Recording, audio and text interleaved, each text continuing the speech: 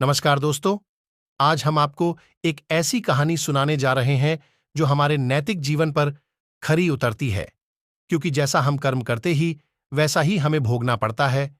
झूठ बोलकर किया गया कोई भी कार्य कुछ समय तक अच्छा होता है, लेकिन सच बोलकर किया कोई भी काम हमें अच्छा फल देता ही, जिससे हमारी जिंदगी तक बदल जाती है। यह कहानी हमें सच बोलने और दूसरों के प्रति सद्भाव रखने की शिक्षा देती है।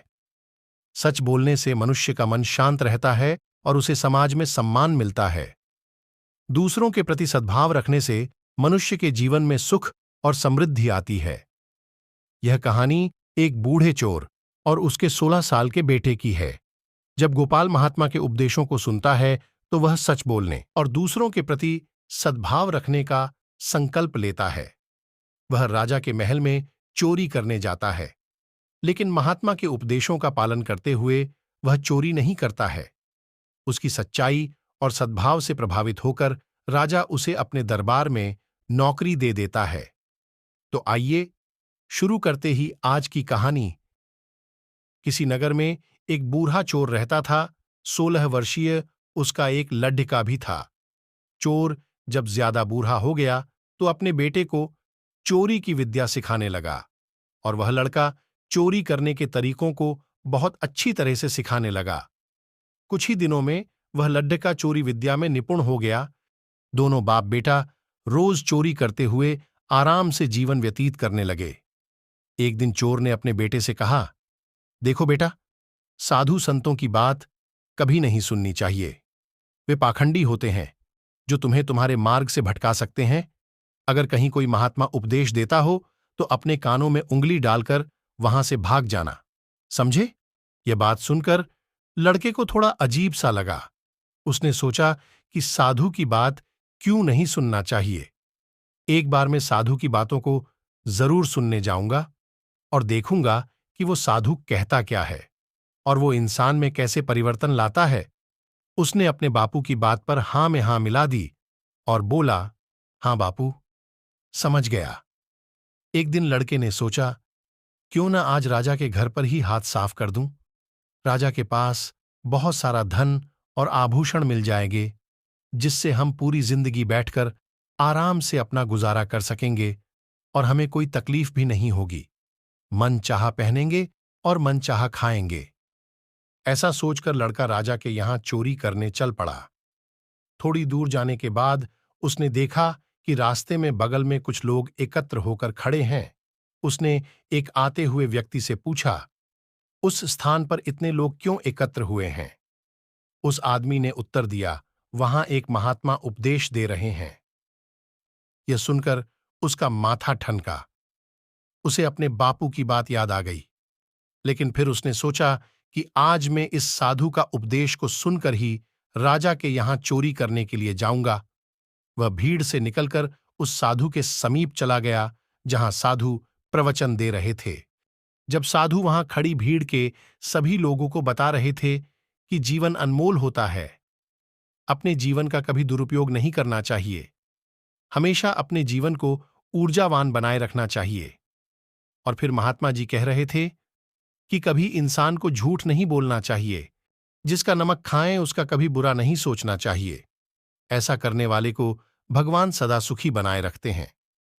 ये बातें उसके कान में सुनाई दीं। लड़के को साधु की बात बहुत अच्छी लगी, लेकिन तभी उसे याद आया कि उसे राजा के यहां चोरी करने जाना है। वह झटपट उठा और कान बंद कर राजा के महल की ओर चल दिया। वहां पहुंचकर जैसे ही अंदर जाना चाहा कि उसे वहां बैठे पहरेदार ने टोका, अरे कहां जाते हो? तुम कौन हो? तभी लड़के को महात्मा का उपदेश याद आया कि कभी झूठ नहीं बोलना चाहिए। चोर ने सोचा, आज सच ही बोलकर देखें। उसने उत्तर दिया, मैं चोर हूं, चोरी करने जा रहा हूं। अच्छा जाओ, पहरेदार ने कहा। पहरेदार ने सोचा, राजमहल का नौकर होगा, मजाक कर रहा है। चोर सच बोलकर राजमहल में प्रवेश कर गया। एक कमरे में घुसा। वहां उसे ढेर सारा पैसा तथा जेवर मिला, जिसे देखकर उसका मन खुशी से भर गया। वह इतना सारा पैसा और सोना चांदी देखकर सोचने लगा कि आज हमारी जिंदगी बदल जाएगी। अब मैं भी अमीर हो जाऊंगा और मन चाहा भोजन कया करूंगा। और अच्छे अच्छे कपड़े पहनूंगा और अपने बापू की सेवा करूंगा। ये सब सोचकर उसने एक थैले में सब धन भर लिया और दूसरे कमरे में घुसा। वहां रसोई घर था। अनेक प्रकार का भोजन वहां रखा था। उसे बहुत जोर की भूख लगी हुई थी। उसने सोचा कि यह तो अनेकों प्रकार का भोजन रखा हुआ है, पहले मैं भरपेट खाना खाऊंगा। तब वहां बैठकर वह खाना खाने लगा। खाना खाने के बाद वह थैला उठाकर चलने लगा कि तभी उसे फिर महात्मा का उपदेश याद आया। महात्मा ने कहा था, जिसका नमक खाओ उसका कभी बुरा मत सोचो। उसने अपने मन में कहा, मैंने राजा के घर का खाना खाया है जिसमें नमक मिली हुई भी थी। मुझे राजा का बुरा नहीं सोचना चाहिए। इतना सोचकर वह लड़का थैला वहीं रखकर वह वापस चल पड़ा। पहरेदार ने फिर पूछा, क्या हुआ, चोरी क्यों नहीं की? तब लड़का बोला, देखिए, जिसका नमक खाया है उसका बुरा नहीं सोचना चाहिए। मैंने राजा का नमक खाया है, इसीलिए मैं राजा का अहित नहीं कर सकता, इसलिए चोरी का माल नहीं लाया, वहीं रसोई घर में छोड़ आया हूं। पहरेदार से इतना कहकर वह वहां से चल पड़ा। उधर जब रसोइये ने रसोई में जाकर देखा तो रसोइये ने शोर मचाया, पकड़ो पकड़ो, चोर भागा जा रहा है। जब पहरेदार ने सुना कि चोर भागा जा रहा है, तब पहरेदार ने उस चोर को पकड़कर राजा के दरबार में उपस्थित किया। जब दरबार में राजा ने उस लड़के को देखा तो राजा ने उस लड़के से पूछा कि तुम यहां चोरी करने आए थे, तो तुमने सारा धन रसोई में ही क्यों छोड़ दिया और बिना धन और पैसा लिए क्यों वापस जा रहे थे?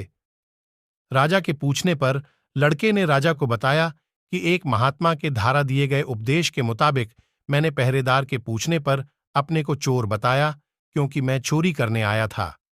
आपका धन चुराया, लेकिन आपका खाना भी खाया जिसमें नमक मिला था, इसीलिए आपके प्रति बुरा व्यवहार नहीं किया और धन छोड़कर भागा। उसके उत्तर को सुनकर राजा बहुत खुश हुआ और उसकी इस ईमानदारी पर उसे अपने दरबार में नौकरी दे दी। वह 2-4 दिन घर नहीं गया तो उसके बाप को चिंता हुई कि बेटा पकड़ लिया गया, लेकिन 4 दिन के बाद लड़का आया तो बाप अचंभित रह गया अपने बेटे को अच्छे वस्त्रों में देखकर। लड़का बोला, बापूजी, आप तो कहते थे कि किसी साधु संत की बात मत सुनो, लेकिन मैंने एक महात्मा की बात सुनी और उसी के मुताबिक काम किया, तो देखिए सच्चाई का फल, मुझे राजमहल में अच्छी नौकरी मिल गई। इस कहानी से हमें यह सीख मिलती है कि सच बोलना और दूसरों के प्रति सद्भाव रखना ही मानव जीवन का परम लक्ष्य है। कहानी हमें सच बोलने और दूसरों के प्रति सद्भाव रखने की शिक्षा देती है।